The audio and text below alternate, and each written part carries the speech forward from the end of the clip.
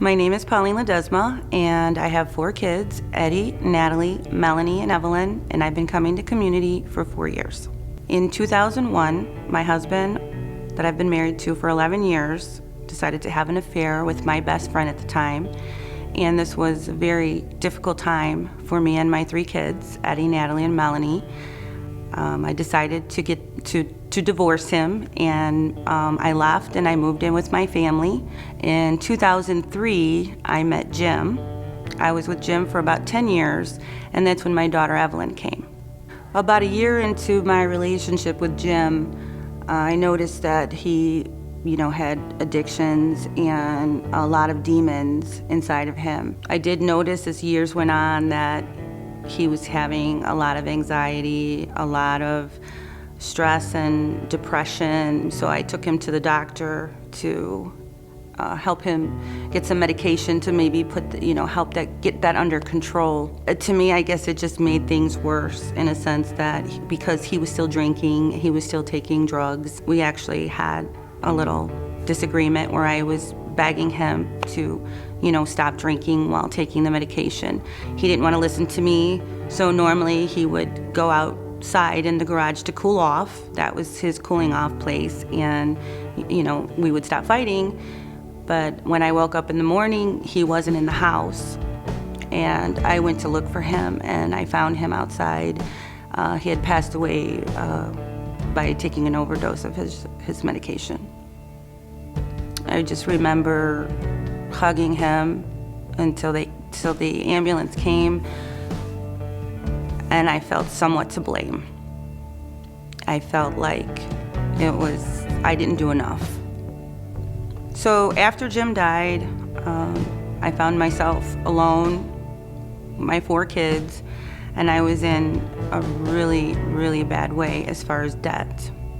And this debt occurred because of very poor decisions that I made on my end.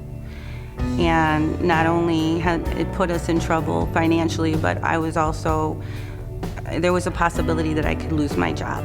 During this time, I was scared. I didn't know what I was gonna do. If I lose my job, how am I gonna take care of my kids? I felt alone.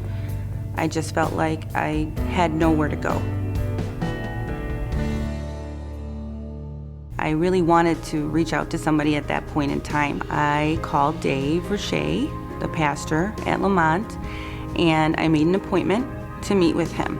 Here's a woman who's obviously devastated, and she shares the story with me of her fiance who had just passed away about a month ago, and then talks to me about being in thousands and thousands of dollars of debt, and also talking about that she could be losing her job. He just sat there and he listened to everything that I had to say, and I didn't feel judged. I felt like he really cared about my situation. But I knew that we had some generous people at our campus, and so I put together a list, just did an email list of people that I knew, and I emailed all of them, told them a little bit about the story. It wasn't even a week after meeting with Dave and going to the church that he stopped after service and said, can I talk to you? He said, I just want to let you know that I talked to some of the church attenders and we would like to help you and we would like to pay your debt. And I just could not believe what I was hearing. I was like, no, you're not telling me the truth, right? He's like, no, we want to pay this for you. And I'm like, but I can't pay you back. And he's like, we're not asking you that. We want to help you. I didn't know what to say. I just felt like this doesn't happen in real life. It was months after that she started coming to our church, that she was baptized. A couple of her daughters were baptized. Her mom was baptized. Her sister was baptized. Years later, they're all still coming. Pauline went through divorce care, led divorce care. Pauline is now leading a small group. And then when it comes to her generosity, she was challenged pretty early on. We were really talking about the debt that she was in, that maybe one of the ways to really fight that is to become a generous person. And she took that, and she took that challenge, and she took it beyond anything that I would have ever even challenged her to do. I was always worried about money and about how we were going to make it the next week. And I don't worry about those things anymore. And I don't worry about those things anymore because Number one, I have Jesus. And number two, I have a community around me.